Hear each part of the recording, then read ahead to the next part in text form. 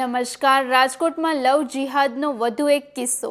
પરિણીત મહિલાને પ્રેમજાળમાં ફસાવી બ્લેકમેલ કરવાના ગંભીર આક્ષેપ.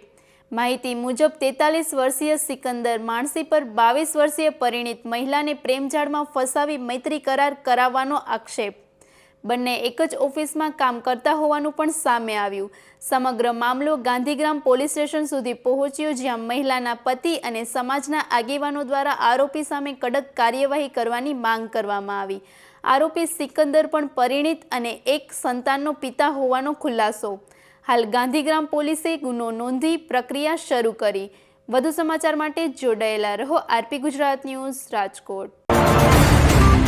મારું નામ પારસ મનસુખભાઈ વાઘેલા છે. પરેશભાઈ, શું હકીકત છે? તમે પોલીસ સ્ટેશન પહોંચ્યા છો ગાંધીગ્રામ પર?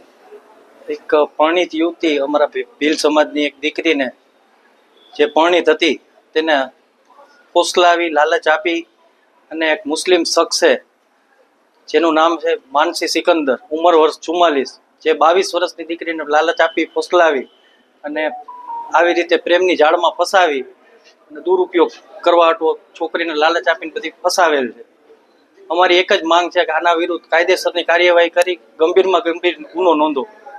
અમારી એક જ માંગ છે સાહેબ કે કાલ સવારે કોઈ બીજી દીકરી ઉપર આ બનાવ ન બને. કઈ બનાવ? એને છે ને લોન કન્સલ્ટન્સીની ઓફિસ હતી, એમાં આ બે હસબન્ડ વાઈફને નોકરી તરીકે રાખ્યા.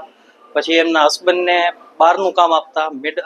જ્યાં છોકરી રહી, જેને ફસાવવામાં આવેલી છોકરીને બધું ઓફિસનું હોય, ત્યાં ઓફિસની અંદર લાલચ બાલચ આપી અને ફોસલાવી અને પ્રેમ જાળમાં ફસાવી અને આવી રીતે એનો ઉપયોગ કરેલ છે. શું માંગ છે સમાજ તરફ? અમારી એક જ માંગ સાહેબ કે આવી કોઈ બીજી દીકરી ઉપર આ બનાવ ન બને. એના માટે અમારી માંગ એ જ છે કે આના ઉપર કાયદેસરની કાર્યવાહી કરી ગુનો નોંધીને અમને ન્યાય આપો સાહેબ.